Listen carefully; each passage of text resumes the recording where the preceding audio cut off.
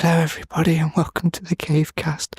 Today we're going to be interviewing the great, the amazing, the Bread Pirate. Yay! Wow, the crowd goes wild. Welcome, Bread. Everyone at home, do not worry. Ed has not suddenly developed an obsession with ASMR. He's just currently been held in a sex dungeon. Welcome. Yes, we are welcoming our second guest, I believe. Yes. To the channel. It is the Pirate of Bread. It is the Bread Pirate. Hello. Welcome. How are you doing, mate? It's going great. I'm really glad to be here. You know, this is an honor. I never get asked to do things. I'm finally being asked to like an interview specifically. I've never been asked to be doing an interview about what I'm doing. This is great. I'm super excited to have you. I can see your face, Bread. What is this? I can see you. You're there. You're live in person. I know. With, I have a face outside of like the little link doodle I use. Derp Link Cap. isn't actually my face. I don't look like Wait, that. really? Cap, your link. See, Yeah. I thought you were two-dimensional this whole time. This is almost disappointing. No, I have a little bit more depth to my character than that. Fabulous. Ed, Mr. ASMR himself. Yes. What do you kick things off for us? Right, Bread. So, easy question first. Definitely not the most hard-hitting and definitely not the longest to answer. What are your thoughts on Zelda in 2025? Honestly, I think this will be a shorter question than you realize because my thoughts on Zelda in 2025 are, I don't know. It exists. I hope that we get something unexpected is the best I could ask for. I hope we get something unexpected. Yeah, fair enough. Because like we have the direct coming up, and it was just announced today. It's happening in April. April 2nd. Yeah. Second. Yeah. Yes, it's happening April 2nd, and I hope that we get something that we weren't expecting because that's the Nintendo approach, and that's exciting. Like all of us are excited for maybe a remaster or re-release of Breath of the Wild, maybe Tears of the Kingdom. Not Tears of the Kingdom, Twilight Princess or Wind Waker. But I'd be excited if they had like an indie project that comes out. Yeah. Something completely unexpected. Cadence of Like- Hyrule type. Yeah, Okay. like Cadence of Hyrule or Yeah. an Age of Calamity for the Tears of the Kingdom timeline in like the past could also be pretty cool because then we would get more Ganondorf cutscenes. I would love that. I've definitely been waiting for something like that. Oh, Everyone no, knows no. I'm an enormous fan of the Hyrule Warriors franchise. Yes, but no, but it's nice to hear that there is definitely that we're definitely in limbo at the moment. I think a lot of Zelda fans don't know how to feel right now. We're sort of we're in a bit of a middle point. Brett, what do you think about this whole theory that both me and Ed have been slowly cooking up, that maybe there's been something in the works, alongside maybe Tears of the Kingdom, that maybe, explains certain production times? Do you think that they've got something big hidden up their sleeve? Honestly, that theory makes a lot of sense to me. They could have something cooking up their sleeves, but whatever they're cooking, I can't imagine it's as large in scale as Tears of the Kingdom. It couldn't be, could it? I don't think the team is large enough for that. Tears of the Kingdom did sap a lot of production time. If there's something that they're cooking, it had to be done through an indie studio, and then Nintendo helped them. That might explain why some aspects of Tears of the Kingdom feel like, hey, you had 7 years? Was it 7 years, I think? Yeah. To make this? Why wasn't yeah. it made quicker? Yeah. Well, it could be they were directing some of their assets over to another studio. Yeah. Okay. Yeah. That is. That's it. I like that theory also. I like the idea that they've brought in like an indie company. I mean, even like them working with Grezzo for Echoes of Wisdom. I was going to say it's pretty probably going to cool be Grezzo if anyone. Yeah. In fact, what do you think about the Zelda movie? Do you think we get anything for the Zelda movie in 2025? Absolutely not. No, not Ooh. even a little. When do you cast think we'll get reveal or anything? Oh, well, a cast reveal is possible because that did generate a lot of hype for the Mario movie. And I don't think it had any negative consequences. I think that went perfectly fine. Maybe, that's. Do we think? I was But it thinking seems more from, like like, Tom a Holland. trailer. Trailer? No. Yeah, there's no I way. don't think. Yeah. I don't Yeah, think yeah, it's I a agree. trailer. But you never know. Maybe at this direct or a future direct, maybe they'll do what they did with the Mario movie, like you said, and maybe they'll just randomly drop that we're getting Chris Pratt is Link. You never know.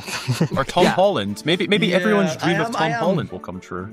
I am slightly worried about the whole. Link is The Rock, and Zelda is Jack Black. The typical go-to Hollywood people. But is there an ideal cast for a Zelda movie? I don't know. I feel like whoever they're gonna cast, there's gonna be those who have complaints about it. Yeah, But, for sure. Yeah. To be fair, it depends what direction they actually go with the project. It depends. Are they going dark? Are they going sort of Toon Link? Are we going Twilight Princess? Are we going quirky? Are we going? I imagine, unfortunately, what do you think about this, Brad? I imagine whatever this project is, they're going to go a little sort of a little tame with it. It's going to be quite.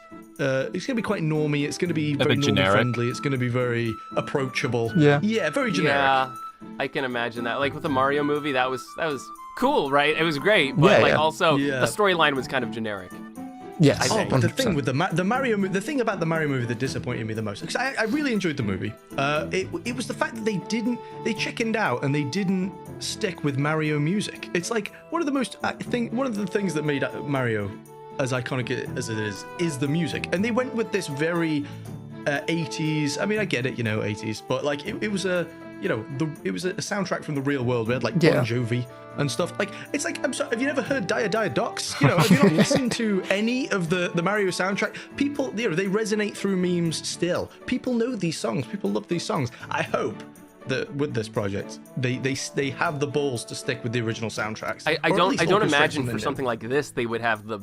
I don't think they would have the balls to use a real world song actually, because it's a medieval fantasy. Yeah. Why would you bring out "I need a hero"? I need a hero. All right, big fella. Oh this no, is not Shrek. Stranger this isn't things Shrek. have happened, Brad. So it's not going to be sarcastic or satirical in that way. I think they're going to be very serious about it, and that means that we will get only Zelda songs in this, or original pieces, of course. That's possible. We can hope. So. We can really hope that's the case. So. Yeah, for sure. I think moving off of the whole Zelda in 2025, I think there's only one place we can really go. In 2024. 2026. Okay, of course. Yeah, 2020. Yeah, we could move on. Yeah, 2026, baby. Now I got big plans for that. Oh, yeah. Ooh. What happened in 2024? Echoes of Wisdom. Brad, what were your thoughts on it? I mean, you had the whole Hoodless Zelda campaign thing. You had, I mean, that was that was probably one of your biggest things that happened last year. That was a cultural event that was in the Zelda the whole community. thing. That's the biggest thing. Yeah.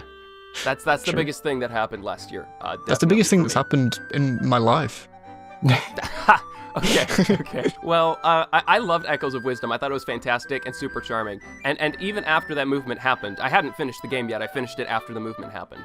I finished the game, and then I went back to 100% it, and I was still finding dialogue and encounters that I did not think were gonna exist in the game in places that surprised me constantly. And that's something I really love about this game, about how charming it was and how it was filled with details and secrets everywhere. The kind that made me excited when I was first playing the series, or when I picked up Zelda 1 for the first time in 2015. Because that game excited me because I saw wow, there's a lot of secrets jam-packed in this. And it gave me that feeling again. So I thought it was fantastic. I loved Echoes of Wisdom. I wish that it had sold as well as Link's Awakening HD. I don't think it did. I don't think so, no. I don't think it did. I think, you know what, actually? But it deserved to. It really did. Yeah. It did, but if that had come out at a similar time to Link's, I mean, we're at the tail end of the Switch now. Yeah. It's it really didn't get the release date I think it deserved. That's a good point. It's not the release date that it deserved. I'll tell you what, actually, the sales units for Echoes of Wisdom came out yesterday, I think. Oh, let's fact check. I just looked up Zelda news today. I didn't see that. Wait, hold on, let me... Enlighten us, Edicus. Please do. Please do. Oh, wow. 1 minute, wait. Let me find it. Hey, you're on the editor, spot now. We're all going to awkwardly look at you. Yeah, I'm staring into your soul right now. Wait. Everyone's staring in the direction that you think Ed's camera will be. I don't know which way. I think he's going to be here. This guy right here. Get hello to this guy. I'm really trying to drag the watch time out here. Guys? Come on.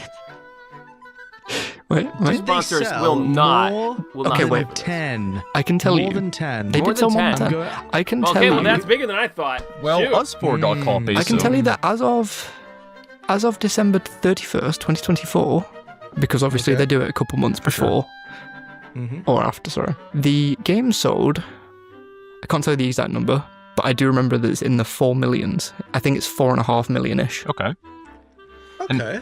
which is pretty good considering Link's Awakening sold just about over 6 million, if I remember right. Okay. That's really quite I good. thought it was a little bit more off Yes, of Link's it's doing Awakening. like really well. But then That's I good. suppose, actually, I was actually saying that, obviously we're at the tail end of Switch 1. Hype is sort of slowly dying for the Switch, in preparation for Switch 2. Having said that, though, obviously players are starved of content, so there's very few releases at this point. So, it's got that going for it, I suppose. Yeah, I suppose, because it's like, hey, what else are you gonna buy? It's like we just had exactly. this Zelda game. You could go back to that if you want. It's That's really it. funny Yeah. to me that Mario and Luigi Brothership is going to end up being like the last actual game on the system at this rate. That isn't like a remaster like Xenoblade or The straggler. Donkey Kong. Yeah, Yeah. The unfortunate last. which That's is kinda crazy. Is it an unfortunate last? How come? Well, I feel Ooh. like it's not going to get as much attention as it would have if it was released earlier. Let's Yeah. see. You Yeah, want it to get a yeah, prime I spot. mean, It's not ending with Yeah. a bang, I'd say. It's ending with I mean, I could be Yeah, proven wrong. This is just speculation, obviously, but I feel like it would Yeah. sell a lot better if it wasn't at the tail end. then what would be the proper game to put at the Ooh, I end? feel like a 1-2 Switch remake, maybe. Oh wow! So Yeah. you just think like I mean, something that we don't care Arms about? 2. Just like, Anybody? Anyone remember Arms? I mean, that is why? tough, though. Why is 'cause what Arms? game do I you go don't. with? Arms never. I never I understood. never got Arms either. Arms. Is that just Yeah, no, me? me neither. Or Switch 2. It's not. It can never compete with Wii Sports Yeah, or Wii the Sports goat. Resort. It never. The goat Ah. of opening games. The goat. The goat. Yeah. Indeed. I That's the one actually, thing- I that's the one actually hope I've have got for every Switch, though. single balloon and icon in the Island Flyover mode in Wii Sport Resort. Finally Whoa. collected this year, aside from one. Whoa. I want to do it during a live stream. I think that'd be fun. Totally. That is cool content. I love that. You know what, actually? Brad, this wasn't in the lineup of things to talk about, but I want your... He's going off surprised. script. Yes, I am.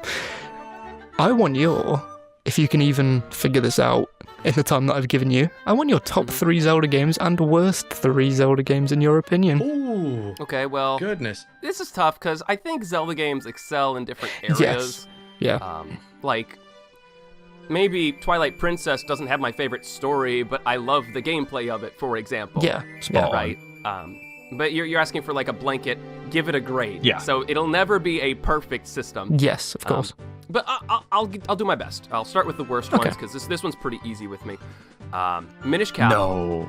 Terrible. No. Terrible game. And I'm only doing games I've played, so I'm not going to grade games I haven't played. Fair Wind enough. Waker's over there. And there's one more. Man. I'm What's hoping, another game I'm I hoping can throw you've under not the played bus? that many games. Oh, Yeah, I mean, that's hard now. Skyward Sword. I'll put Skyward Sword down there. Ooh. To be fair, Skyward Sword, I feel like, is probably down there for a lot of people. Now, moving up to the top. Ooh. In no particular order, and the other one wasn't in any particular order either. I don't think I guess Minish Cap has to be worse than Wind Waker. Well, no, Skyward Sword's a little bit worse than Wind Waker. Okay. I'll have an order. I will give you an order. I'll give you an order. Worst, Minish Cap. Second worst, Skyward Sword. Third worst, Wind Waker. There we go. I gave you an order.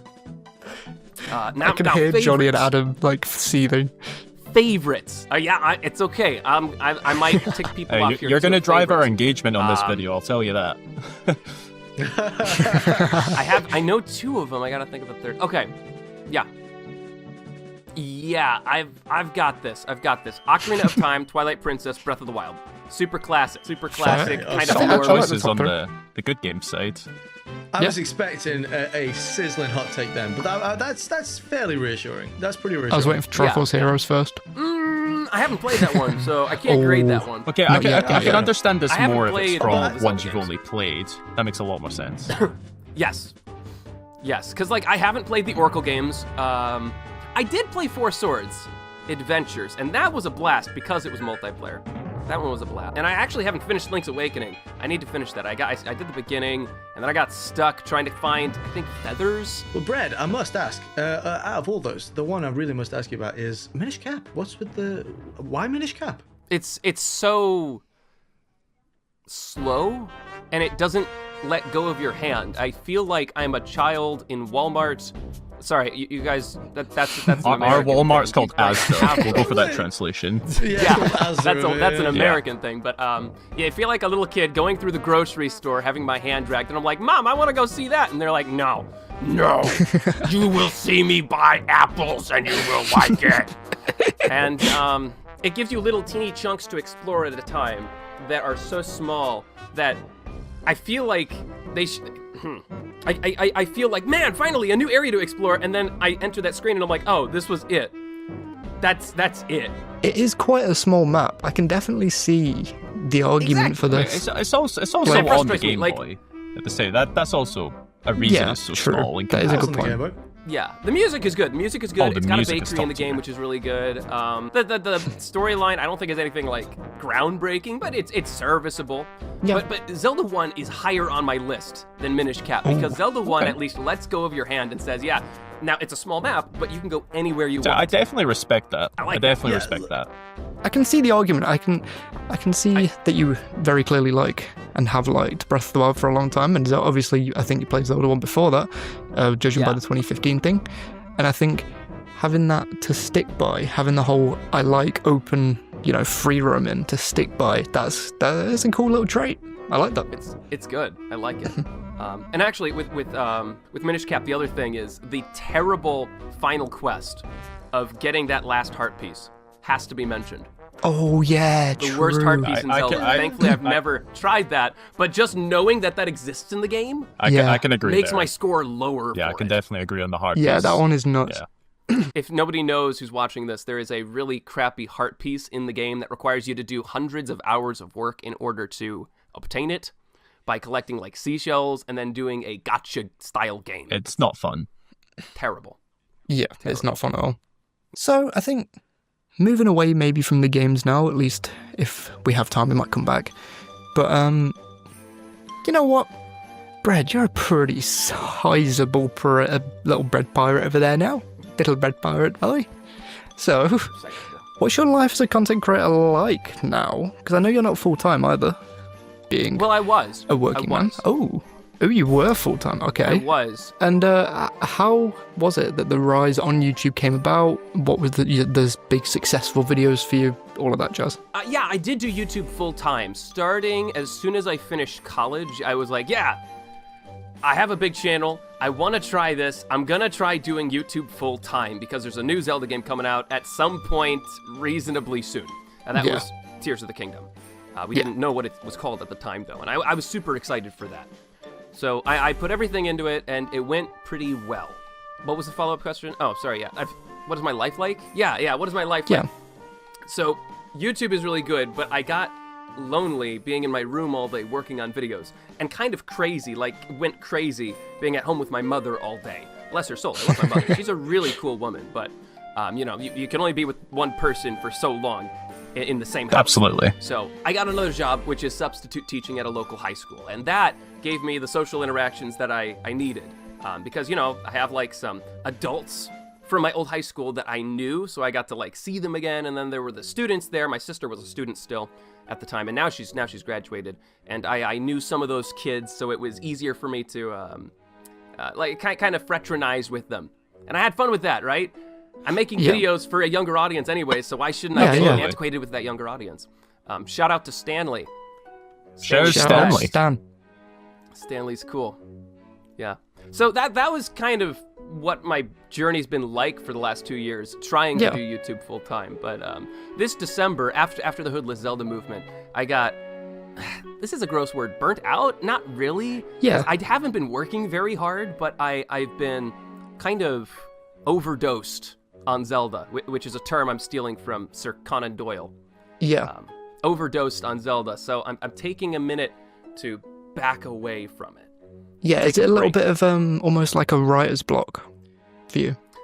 No, not quite actually. I need to address that because it's not writer's block. Okay. I have hundreds of ideas. That's not an exaggeration. I have hundreds, but I cannot drag myself into making the videos because my attention span is so butchered by being online all the time. So I'm trying to do more things that are real life, like pick up hobbies that I've been saying, I can't do that, I'm a YouTuber. It's like, no, I'm gonna give it a shot now. I'm gonna give it a shot. Yeah. Or trying to go to more events in the community. That kind of thing. Yeah, nice. Yeah, Ed, you wouldn't know anything about having a life hiatus from YouTube, would you? Oh, no, of course not. 11 types of Breath of the Wild players. It probably wasn't the first one that really popped off for you. No, but it is your wasn't. most popular video. That is the most popular video right now, which is surprising. That video was put together in about a week, pretty haphazardly, because I was getting to the end of my summer, and that was while I was still in college. So when the college year hits, no more videos get made. I'm focusing on college at that point. Yeah. And I was like, I gotta put something out. I'll put a comedic video out, and it just blew up. It did super duper well, which was great because that meant I had a new source of income for helping pay for that semester. But that's not the video that first blew up. No. For that. Yes. Yeah, for that, we'd have to go. It's what your favorite Zelda game says about you, part 1, featuring Zelda. And that was the video that blew me up because he was a larger YouTuber than me at the time. Zelda had 5,000 subscribers, I had 500. And when we did the collaboration, don't tell him this, okay? I intentionally said I want to be part 1 because I knew whenever anybody went to his channel and saw part 2, they'd have to go back to mine before they watch his. Strategies. So that I would have a way of drawing people into my channel through that, and that worked super well. It got like a few thousand views. I'm like, this is great, I'm winning. And then the algorithm carried it from there, and it saw some of my other videos that I had already put out, and those apparently were good videos, even though they only had 1,000 views each. They ended up blowing up, and now some of them have like 700,000 views, 1 million views.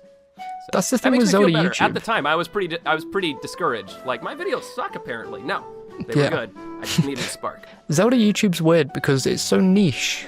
I mean, it's not really that niche, but it is still niche.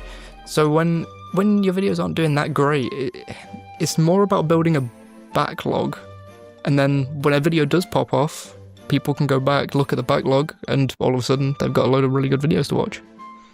So true. Johnny, I heard that you have a few curveball questions. Do you have one prepared?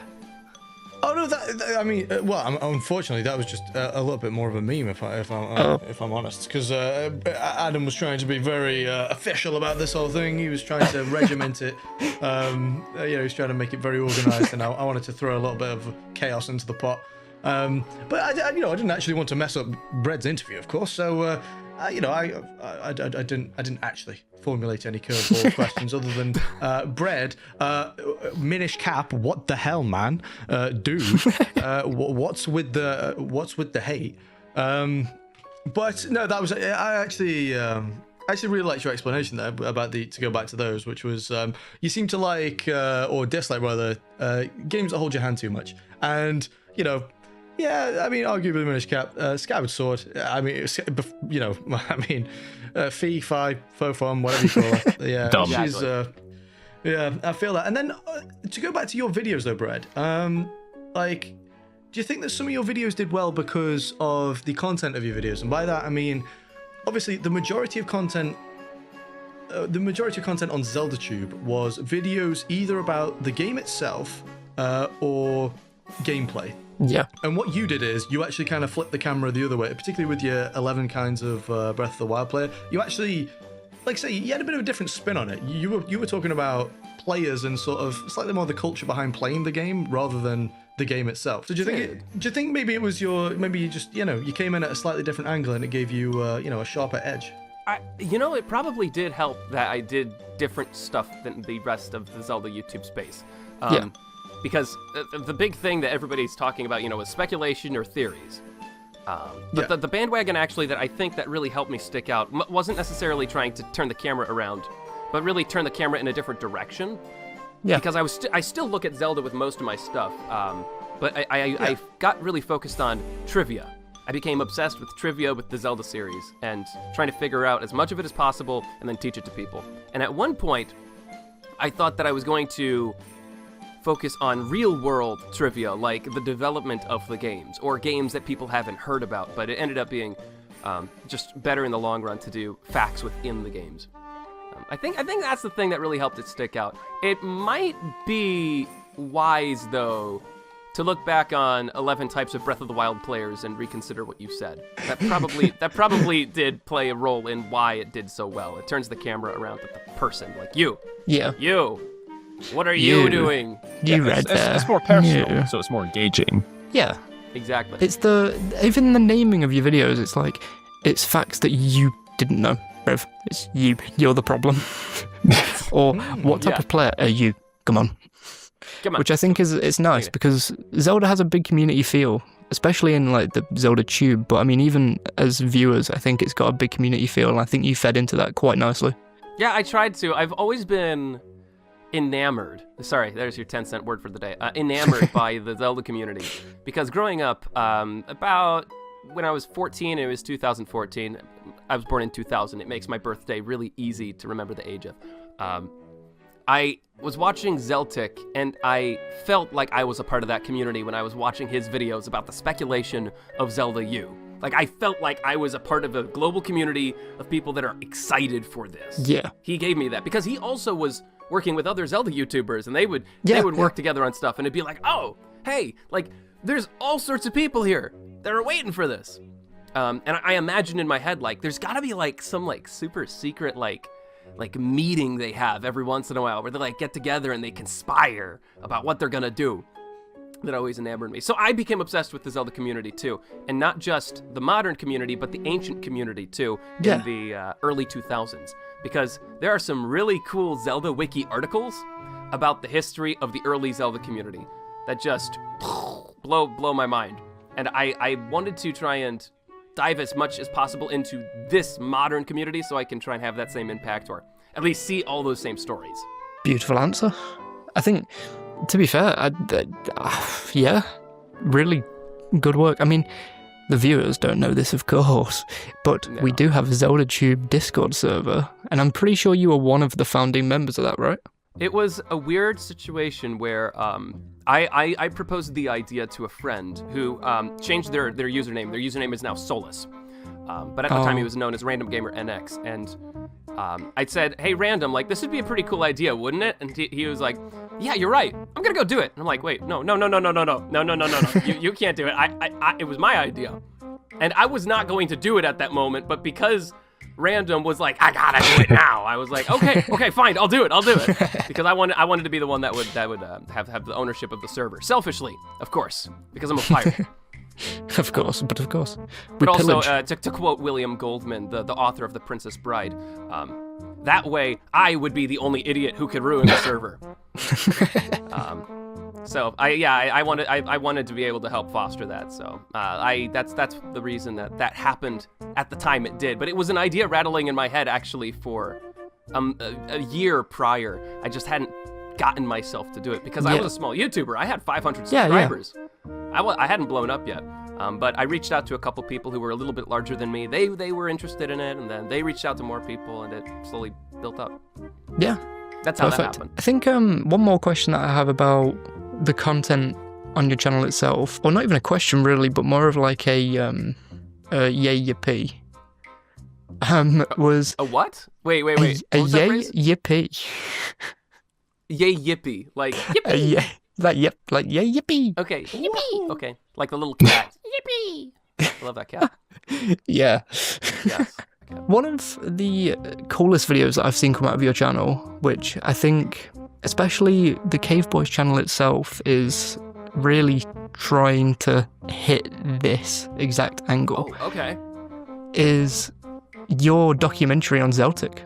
Oh, yes, An excellent video. I'm so freaking glad somebody's acknowledging that video because it was months of work. That was such a hard video to make. I love that video so much. Yeah, it's such an amazing video, genuinely. And I think a lot of not many Zeldatubers really delve into the personalities behind a channel, and I think you specifically doing it on the Berio Kart player was just a really nice angle, and I think it makes someone look human, which is the entire reason why we're doing these interview episodes, is to make other Zeldatubers seem human, because so many of them don't have a face.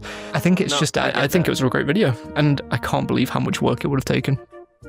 Also. It was insane, and it was that one actually was worked on during a college semester, which made it even more work.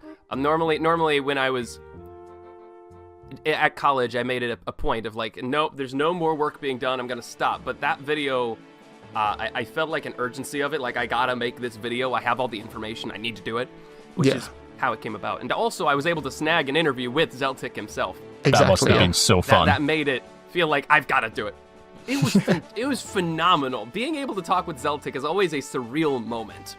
Yeah. Because you hear the voice online, but then being able to actually talk with the man in person, it's like, oh my gosh, I can like ask him something and the voice will talk back to me. It's no longer parasocial. That is pretty awesome. That's something though that I think is so awesome about the Zeldatube server in general, the Discord server. Yes. It gives us all a way to bring us all together. Because I mean, to be honest, I probably wouldn't have found you, Brad, probably Daniel, a lot of other people, if the Zeldatube server didn't exist. So, a hearty thank you to you. I'm really glad it's been that. I've always tried to relate it to the Agora of ancient Greece, which was this plaza, basically, where all the Greek philosophers and statesmen and generals would meet and talk about the state of Greece. Or Athens at the time. It was just Athens. And I was like, I want a place like that in the Zelda community. That'd be pretty cool. And there sort of was one awesome. At the time, like during Zelda U, that era, 2014, 15, 16. But it was only the largest creators, so I wanted to make one that was open to everybody. I think really, unless we've got any other, quote-unquote curveball questions, the last question that I would like to ask is, what's your video making process? From the editing, to the scripting, to the researching, to everything that you can think of? Well, it starts where all good ideas start, the shower. So I go into the shower, I have an idea come into my head, and then I finish my shower as fast as possible and try and get over to a whiteboard or flashcard and write down the idea before I forget it. Yeah. And then if it's a good idea, when I wake up the next morning, I will still like it. And that's how I know that that's a video I should make. That is a great way of doing things. Yeah, that's basically how it comes. A lot of it just comes out of questions I have, like, are Koroks edible? That was such a fun one. I love that one. Yeah. I was like, it was just like, what's a goofy topic I could talk about? I want to try doing some Zelda theorizing, and I thought, like, Koroks, they're like a plant. Can I eat that? I went to sleep, woke up the next day, and I'm like, yeah, can I eat that? So that's how I knew. That's how I knew it was a good idea. It was decent enough. Yeah. After that point, if it is a good idea, then the next step is research and scripting, and then video recording, which sometimes ends up being research in itself. What you should ideally do is have the research done when you're doing the script, and then you record footage for the video, and you already know everything. But sometimes while you're recording video footage, you find out things you did not know. Yes, definitely. And that changes everything, and then you have to go back to scripting. So my process, if I were to try and make it into a Venn diagram, it would not be a Venn diagram. Is that the right term? No. Flowchart. Flowchart. If I wanted to make it a flowchart, it would not be a straight line for most videos. It would be a straight line at the beginning, and then a bunch of lines curving back to different parts of the process over and over again until it's just a giant circle. Yeah. Where you keep on going back. I mean, sometimes I'll even complete the entire video, think about something that I disliked or want to change, and then before I click send on YouTube, I will go back, record some new footage, do a new voiceover, and then slip it into the middle of the video. That happens sometimes. So actually, it's kind of a haphazard process. That word came up again twice. Yeah, it's chaotic and it doesn't always make sense, but it works. Ideally, though, it should be research, script, record the footage, plop the footage onto a timeline. Yeah, of course. But sometimes it can take the extra hours. Yeah, but there are a lot of ideas that don't make it all the way there. Or ideas that I have that I haven't finished yet. And I'm not going to say them, but they exist. If I say them now, then I will no longer want to do them because I work better in secrecy, I've been discovering. I think as someone who's definitely hit some amount of block in the last year of making Zelda content, I think it's so hard to come up with ideas sometimes, especially because obviously, Brad, you're in a different mindset when it comes to content. It's a different, it's not theory crafting, it's little niche theory crafting sometimes, like the edible Koroks. Exactly. Well, and I think think we should do that more works. Like that too. Yes, Sorry, 100%. No, it's fine. I think you're absolutely right. I think the niche theories are sometimes some of the biggest. It's sometimes kind of what Matt the Pat best. did. Yeah, exactly. He also tried his fair share at the big ones, but the small ones he did, like, can you actually make a green potion, or what would happen if the moon actually landed on Hyrule? Like, those are the fun questions, which I think are better on his channel. Yeah. Well, I think, unless one of you boys has some other questions for Mr. Bread, then I think we've wrapped it up quite nicely. Yeah, we have got to know the man behind the bread. In fact, wait, 1 minute. One more question. Oh. Where did the bread pirate come from? Great question. That's a really good question. Well, it all began in 2000. My mother and father were at the hospital, and... Whoa, too early. Oh, sorry, too early. The bread pirate came from a place that I never thought it would. It came from a film that I hated as a kid. Because I thought that it was gross and disgusting. That film was The Princess Bride. Oh, wow. As a young child, I thought that The Princess Bride was a gross romantic kissing movie, and I wanted nothing to do with it. My mother, however, forced me in about 2015 to finally sit down and watch the film, because she's like, listen, you're going to like it, you just have to get over the fact that it's a kissing film. I'm like, okay, fine, I'll finally watch it. Sat down, I watched it, and you know what? It was far better than passable. It was actually fantastic. So anyways, I became super duper obsessed with it at that point, and I ended up buying the book, reading the book, and then making all my own annotations in the book and theorizing on what date does the movie and the book take place, what location do they take place in, and all sorts of other things. Wow. I even made a video on that. That's on my other channel. Oh, wow. But Awesome. yeah, that's where does it take place? I never made my sequel video, when does it take place? But then again, it's kind of controversial, so maybe I shouldn't. And one day, after I had become obsessed with The Princess Bride, I also decided I'd like to try doing a Terraria Let's Play with some friends of mine, and I needed a username for my character in the game. So I was going to do the Dread Pirate, which is a character from The Princess Bride. Yeah. I couldn't fit Roberts, that's his full name, the Dread Pirate Roberts, but I don't think it fit on Terraria, so I just did the Dread Pirate. Wow. But at the last moment, before I clicked enter, I noticed that I accidentally typed a B instead of a D in Dread. What the? That's so funny. And I mean, I don't even know how you do that. Like B and D are on completely different ends of the keyboard, but I accidentally clicked B. And I looked at it, I chuckled to myself, I went onto Google, quickly typed in the Bread Pirate to see if anybody had used it yet. Nobody had, and that is the day I decided I will be the Bread Pirate. Well, Nice. It came about because of a typo. And originally I was going to have Roberts in it, actually. My email, unfortunately, which cannot be fixed, is breadpiraterob@gmail.com. I'm not Rob. It's not my name. Curious I didn't about end that. up using that. I was very curious about that one time when I saw your email. I did think your name was Rob for a while.